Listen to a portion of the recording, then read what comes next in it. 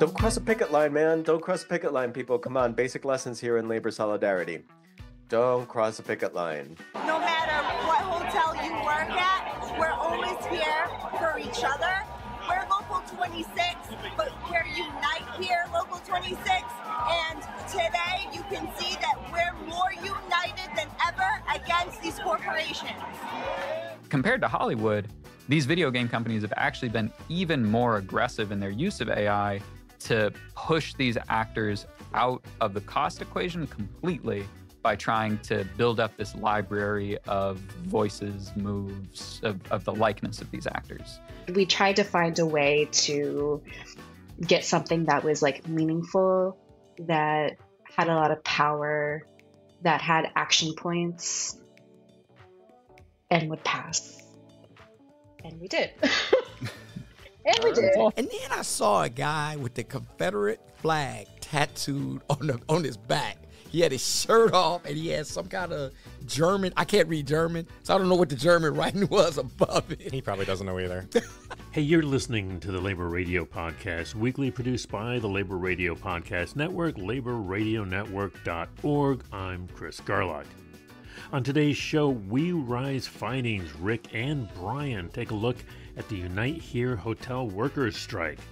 Power at Work attends the Labor Day breakfast on the Unite Here picket line in Boston.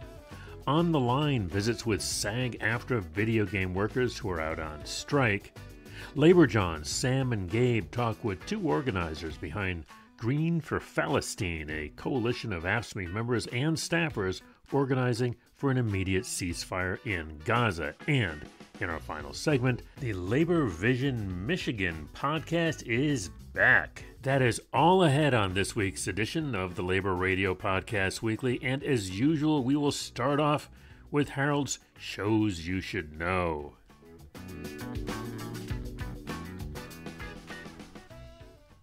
Thanks, Chris. Social media guy Harold Phillips here again, folks. Looking to keep that spirit alive after Labor Day?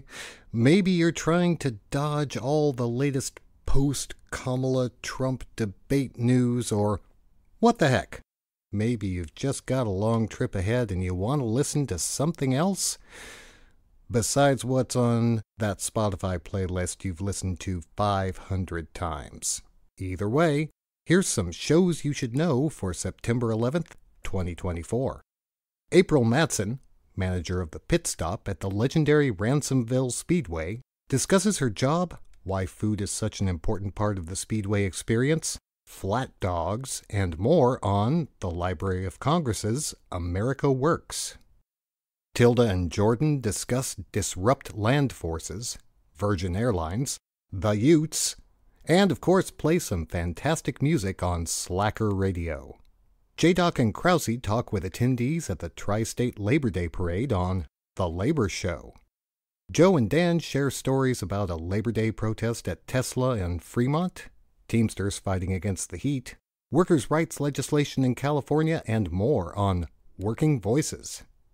And finally, a sad note. On the final episode of the OEA Grow podcast, Beth Adelot and Leon Bannister discuss what the podcast has meant to their own professional growth and that of educators not only in Oregon, but around the world. We're going to miss you, OEA Grow. Looking for updates on the latest episodes of Labor Radio shows and podcasts? Be sure to follow us at Labor Radio Net on Facebook, Instagram, and, yeah, Elon, I'm going to say it, Twitter. Or search the hashtag Labor Radio Pod. You'll find thousands of posts. Back to you, Chris. Hey, thanks, Harold. So many shows, so little time. All right, here's today's show.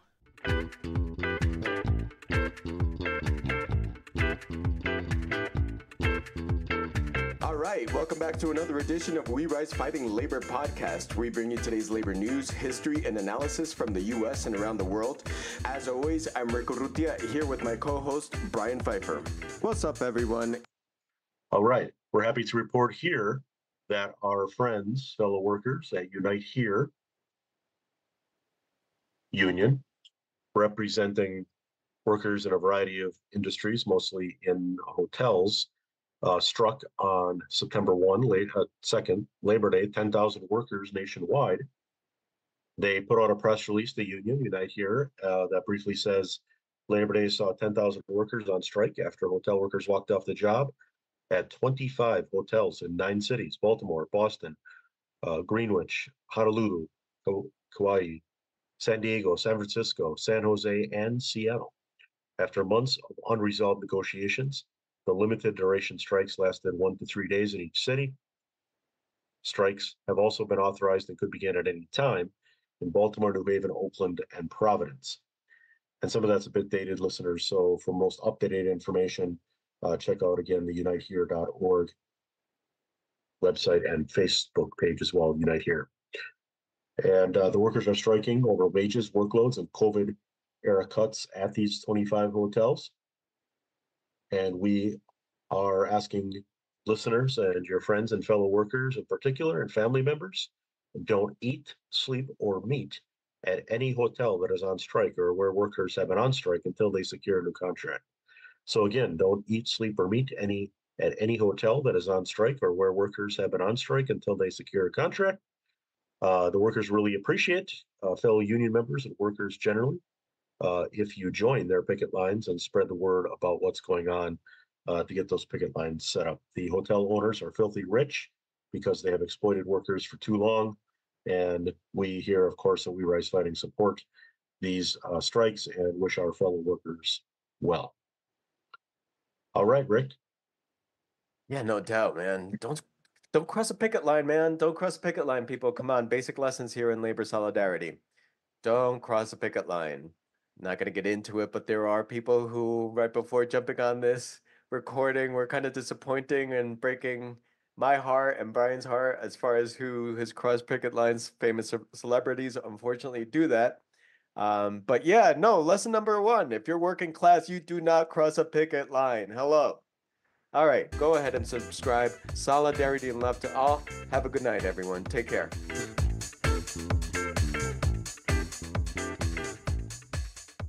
Hello, powerful people, and welcome back to Power at Work. My name is Seth Harris. I'm a senior fellow at the Burns Center for Social Change, and I'm delighted to welcome you back for this Power at Work blogcast. We are honored today to present another Labor Day blogcast with the generous help of President Darlene Lombos and the staff at the Greater Boston Labor Council. We were going to video the GBLC's Labor Day breakfast. Usually it's held in a hotel ballroom, and there are lots of speeches by politicians and labor leaders. So what we were going to do is we were going to record the speeches. We were going to pull aside some participants and ask them some questions, some serious, some a little bit goofy. And it was a great plan. And we can't thank President Lombos enough for being willing to welcome us into that event. Then the hotel workers went out on strike, as sometimes unions need to do when things are not going the right way at the bargaining table and the boss needs a little kick in the you-know-what. And to their immense credit, President Lombos and her team improvised, right? They didn't miss a beat. So they announced the breakfast was going to be held outside the hotel because, of course, no one attending this breakfast would ever cross a picket line. So being out here today and seeing your union in full force, how does that make you feel, all the solidarity out here? Yeah, it feels great. I mean, this is what Labor Day is all about. Labor Day is a celebration of the working class in the United States, a celebration of labor movement, a celebration of great victories like the 8-hour day, and health and safety at work. And these workers are members, the hotel workers at this hotel and the other hotels that are on strike. They're out fighting the same fight. They're fighting for one job to be enough. They're fighting to be respected at work. If you ask anybody here on the picket line, is the economy working for you? They'll say no, it's not. They can't afford groceries. They can't afford the rent. They can't afford to take their kids out once in a while. And if you ask them who's to blame for that, they'll put the blame squarely on the hotel industry. After COVID, folks came back in difficult circumstances. They sacrificed a lot to get this industry back to record profitability. And what has happened in this bargaining, the industry slapped them in the face. And that's why everyone's out here today. They're out there, they're picketing, and they're chanting, make them pay, because we're going to make the hotel industry pay. So obviously, we're the hotel workers. We represent hospitality workers in general. COVID was a huge hit for us, right? I became president in 2020.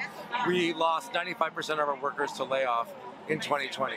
So a lot of what we've been doing over the past several years is rebuilding our union, working together to try to figure out how we can represent our members as this industry recovers fully. And now that it's returned to full profitability, that's put us in this position where we're demanding the largest wage increases and the best benefit increases that we've ever had in the history of this local. Because at the end of the day, we're not going to allow the companies to engage in a version of disaster capitalism where they make cuts over and over and over again during the pandemic, and then they want to keep them in place after the pandemic when they're reaping record profits and taking it back to the billionaires in the real estate industry in New York who own these hotels. And that's why folks are out here on the streets today having this fight. All right, let's get this party started. All across our country, people are realizing that unions are the best tool we have to fight against corporate greed, to fight against the historic inequities, because one job should be enough, right, brothers and sisters?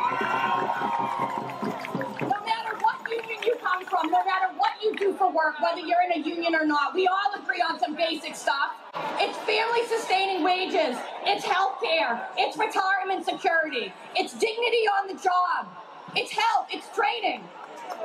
We all also want to have each other's backs, so when greedy developers, shady corporations, and right-wingers try and pick on one group, like hotel workers, they see an entire 12.5 million workers nationwide standing in solidarity with that group. The labor movement is committed to growing the middle class and diversifying it as we go. We want to create an economy that works for everybody.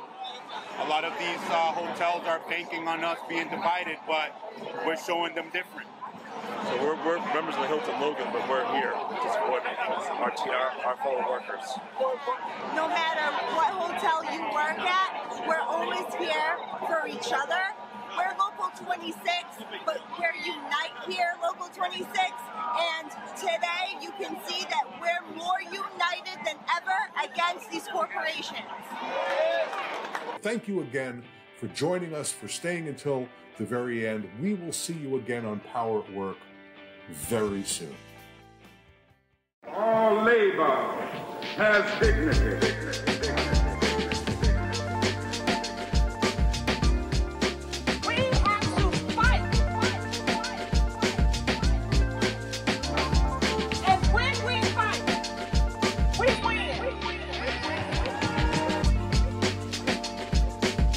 Unions, it's Friday. Welcome to On the Line.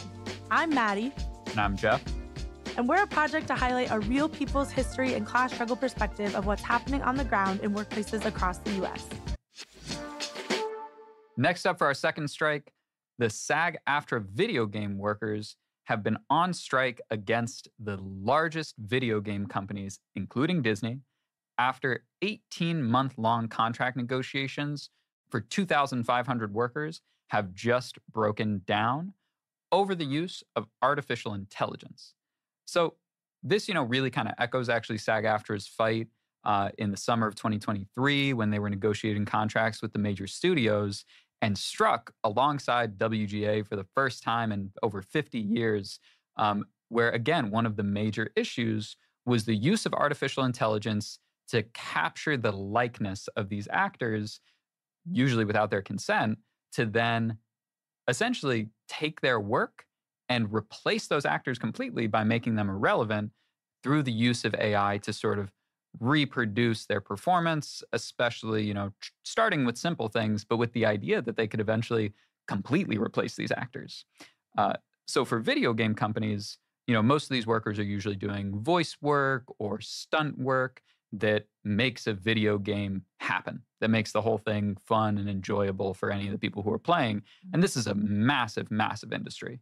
But compared to Hollywood, these video game companies have actually been even more aggressive in their use of AI to push these actors out of the cost equation completely by trying to build up this library of voices, moves, of the likeness of these actors. So now, these workers are on strike, and they've had ongoing pickets outside of the major gaming studios where, again, they want to, it's not that they're totally opposed to the introduction of new technology, but they want to make sure that they're still going to be fairly compensated for the use of their likeness, for the use of their performance in these video games going forward, which, seems pretty fair. Some of them are also, they want to have at least some say in whether or not their likeness is going to be reproduced in a new game. These protections, though, at their core are really about making sure that they can protect their job and protect their income, and making sure that as this new tech is used, it's not going to be used just against them, but hopefully along with them and with their understanding to try to make this technology work for the whole industry. This strike has been ongoing. It's the latest chapter in what we're seeing of the revival of class struggle in Hollywood. As always, whether we're on the assembly line, on the phone line, or on the picket line, you'll always find us on the line. Hello, and welcome to the Labor Jawn podcast. Today we have two very special guests with us, Kayla and Mateo. Hi, how are you both? Very good. Good. Totally fine. Everything's fine in the world. Yeah, doing great. So, right.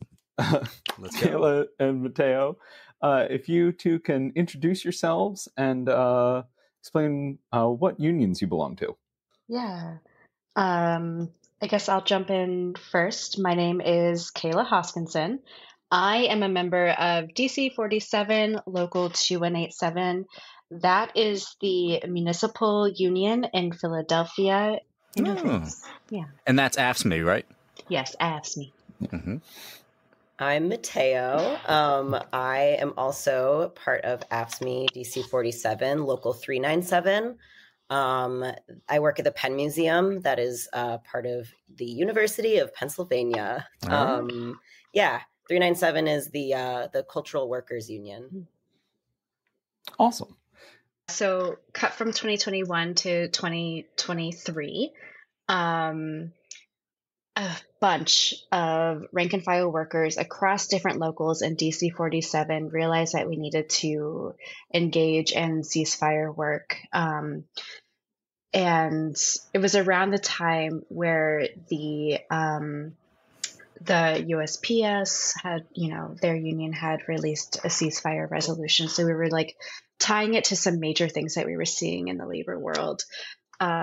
So we wrote a pretty long ceasefire resolution that was very meaty and maybe bigger than anything that, would have potentially gone through.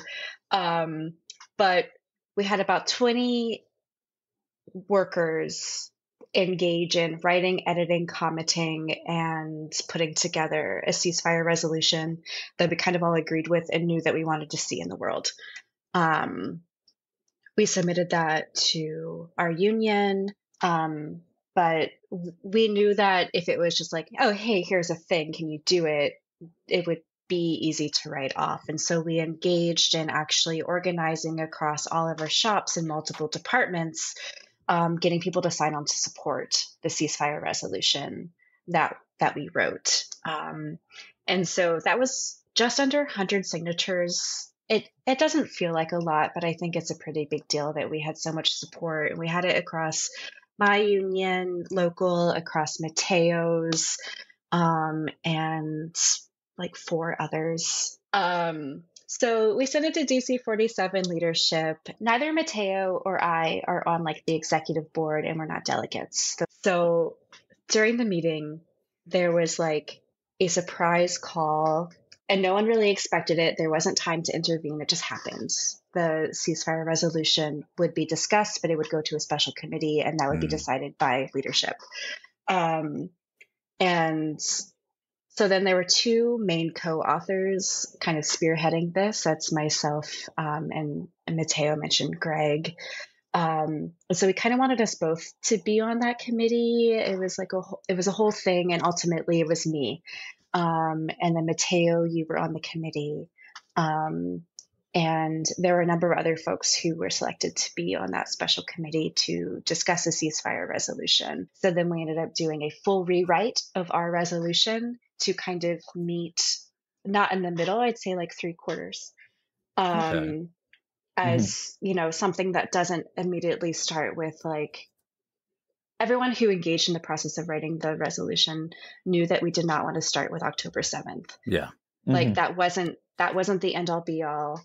That's not the reality of Palestinians' like lived experience. This did not start October 7th. So and everybody else was doing that. Newspapers were doing that. Organizations were doing that. Exactly. Yeah.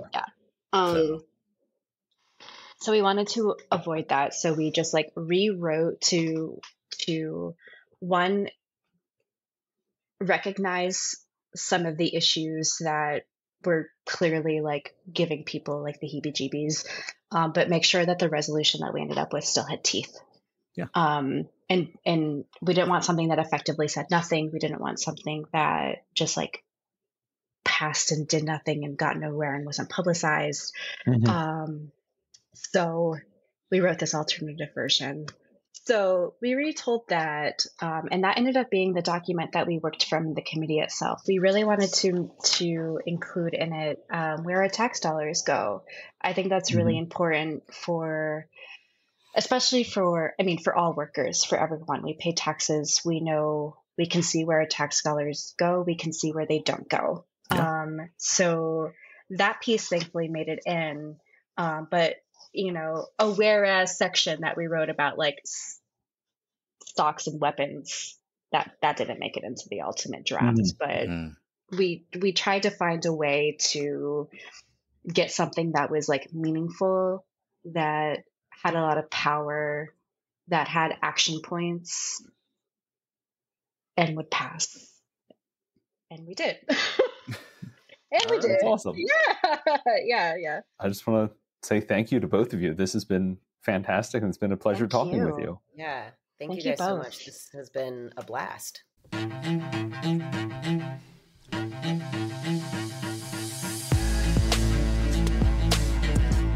Welcome to the Labor Vision Podcast relaunch. Woohoo! What's up, Charles? How you doing, man? We're back, Jimmy. Yeah, we are back to do our thing. We are running all the way up until the election night, right? Yes, sir. We're also going to be recording every Sunday at 4 o'clock.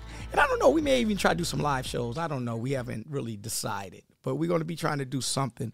But the key is to make sure that we educate our listeners so they can vote the right way for who should be president.